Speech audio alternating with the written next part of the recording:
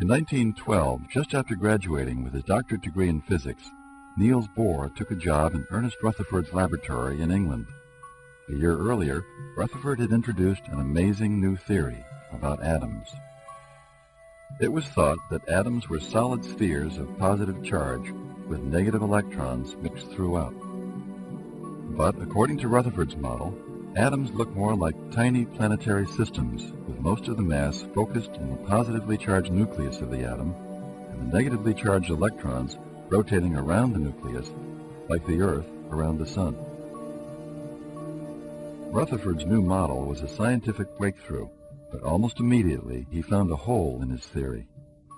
See, the problem was that if you've got a nucleus with a positive charge and electrons in orbit about it, then we know that the electron should very rapidly orbit into the nucleus. It should do it in a fraction of a second.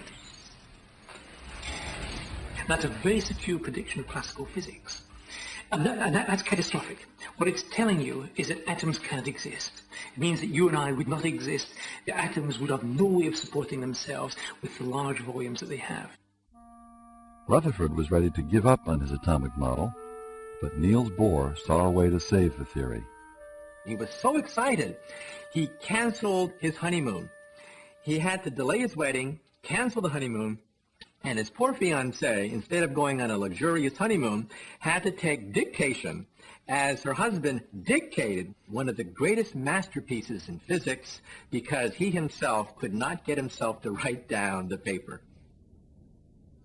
What he proposed was that you would not allow the electrons to move in any orbit about the nucleus, as you could according to classical theory, but only to occupy certain very well-defined orbits about the nucleus.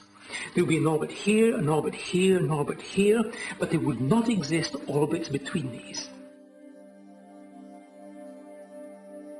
There's nothing in between. In between exists nothing. And that's very non-Newtonian. If you take the Earth and you could move the Earth a little bit closer to the Sun, no problem. We'd have a different orbit, would be stable, would have a different time to go around the Sun, no problem.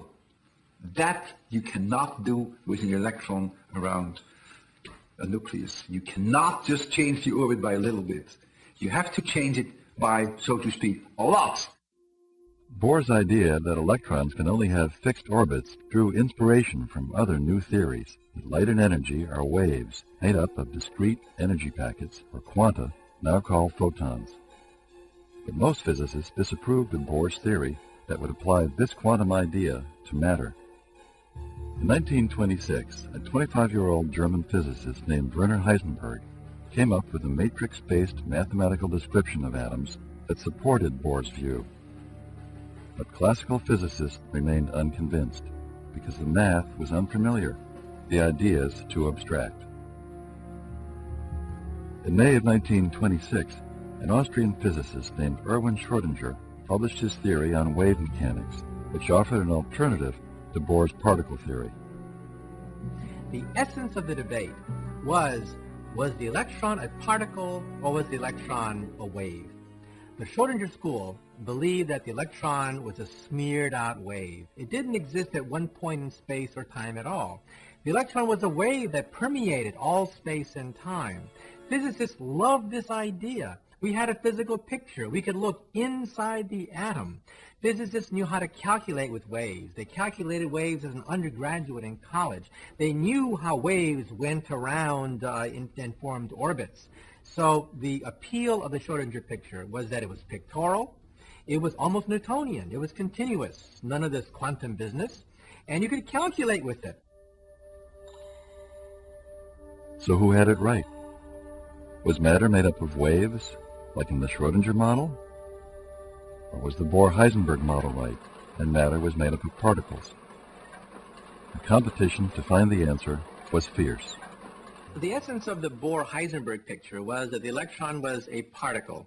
However, there was a certain amount of uncertainty with regards to where the particle was.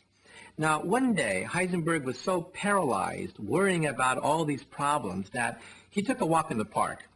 Outside his institute, there's a famous park, and late at night, he walked through the park wondering How can it be?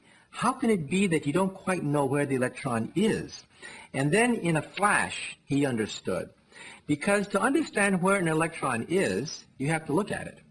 To look at it, you have to shine a light on it. But when you shine a light on it, that disturbs where the electron is. So the very fact of observing an object changes its location. Therefore, he realized that uncertainty is an essential part of his picture. Heisenberg's uncertainty principle showed that it is fundamentally impossible to measure the position and the momentum of a particle at the same time with accuracy. The more you know about a particle's position, the less you can know about its momentum. And the reverse is also true. The more you know about the momentum of a particle, the less you can know about its position. And when he finally had that idea, he realized that he could merge the Schrödinger picture with the Bohr-Heisenberg picture to give us the modern-day theory of the quantum principle. In other words, the electron is a point particle, but you don't know quite where it is. And the probability of finding it at any given point is given by a wave, the Schrödinger wave. So we now have this beautiful synthesis of waves and particles.